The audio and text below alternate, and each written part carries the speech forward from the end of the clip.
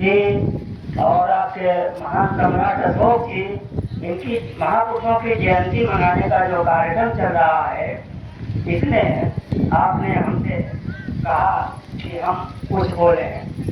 वास्तविकता तो ये है कि हमें यहाँ पर आज आपके इस कार्यक्रम के मुख्य अतिथि माननीय जय कश्यप साहब ने हमको सूचित किया कि मीटिंग में चलना है, तो हमें अच्छा लगा कि हम कुछ सुनेंगे सीखेंगे, लेकिन आपने हमसे बोलने के लिए कह दिया। खैर कुछ बताना चाहूँगा। ज्योतिबा फुले जी, आज उन्होंने अगर अपनी पत्नी को पढ़ाने से लेकर के समाज में नारियों के बीच शिक्षा का प्रचार प्रसार न किया होता तो हमें ये कहने में हिचक नहीं है। आज जो हमारी बेटियां, आज जो हमारी माताएं, आज जो हमारी बहनें आज इस कार्यक्रम में इस तरीके से बैठी हैं, यहाँ बोल रही हैं, अपनी बात कह रही हैं, अपने हक अधिकारों की मांग कर रही हैं, तो ये संभव नहीं होता। हम बड़े ही दावे के साथ कह रहे हैं कि महात्मा ज्योतिबा फुले के इन आचारों को हम अपने घरों में, अपने समाज में बस उतारें। अब समस्या है, शिक्षा की समस्या ले लीजिए। आज के अखबार में हमने सवेरे पढ़ा, आज के अखबार में हमने सवेरे पढ़ा, वो ये कि डीएम साहब अपने अधिकारियों से कह रहे हैं कि जो स्कूलों ने फीस बेतहाशा बढ़ा दी है, इस पर गौर करिए, इस पर कंट्रोल करिए, इन लोगों को समझाइए, ये फीस इस तरीके से ना बढ़ाएं। ये क्या है?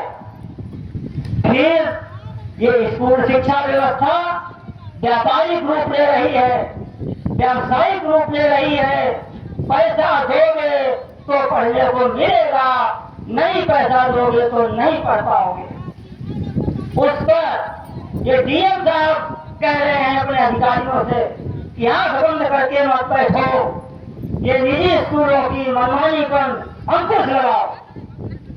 जरूरत है, वास्तव में शिक्षा बहुत महंगी कर दी गई है और सरकारी स्कूलों में जिसके दावे बड़े बड़े किए जा रहे हैं, उनकी व्यवस्था तो बताने की जरूरत नहीं है। सरकारी स्कूलों में क्या क्या हो रहा है, मैं इस संबंध में और कुछ कह करके इतना जरूर कहूँगा कि आज के समय में हमारी बेटियां, हमारी माताएं, हमारी बहनें बहुत सी शिक्षिका हैं।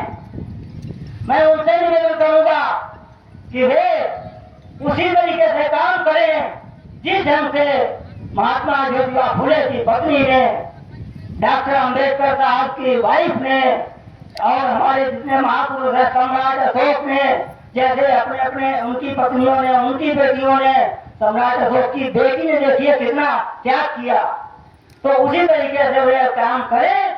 शिक्षा को जहाँ पर है, जहाँ जैसे भी है, वैसे अगर ठीक से पढ़ाएं, वे उन लोगों के चक्कर में न आए जो लोग शिक्षा को नष्ट करना चाहते हैं।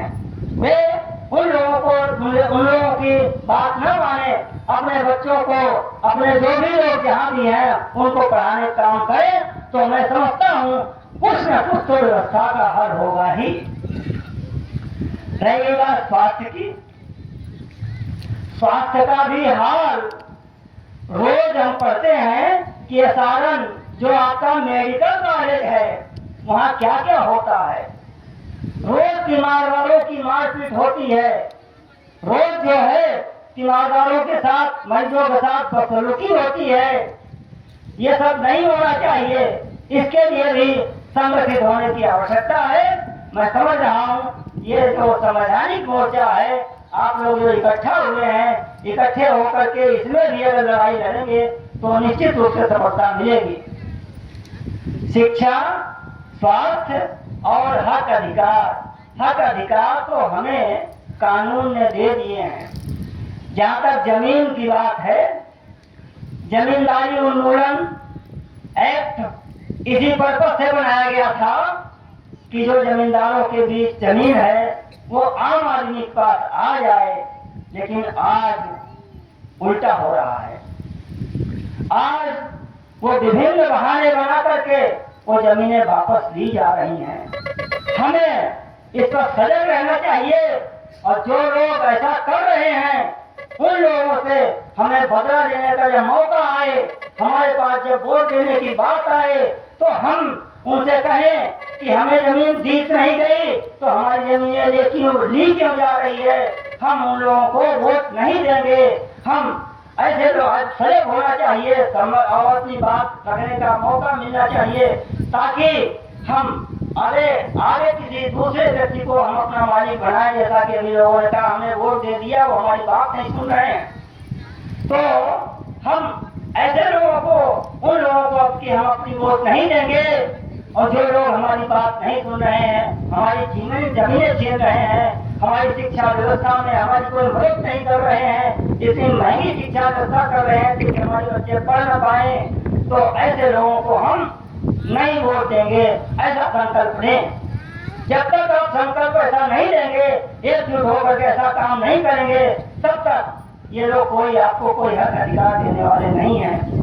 मैं बहुत ज्यादा न कह करके, समय कम है, मैं अपने और भी हमारे बीच में बहुत अच्छे अच्छे वक्ता हैं जो आपको महापुरुषों के बारे में और भी अच्छी बातें बताएंगे। इसी के साथ मैं अपनी बात को विराम देता हूँ। जय भारत, जय संविधान। बहुत बहुत धन्यवाद। अभी आप लोगों ने हमारे वरिष्ठ अधिवक्ता जी को आप लोगों ने सुना। मैं आगे चाहूंगा कि आपके बीच में माननीय राजा राम कुशवाहा जी, वरिष्ठ अधिवक्ता उच्च न्यायालय, आपके बीच में उपस्थित है।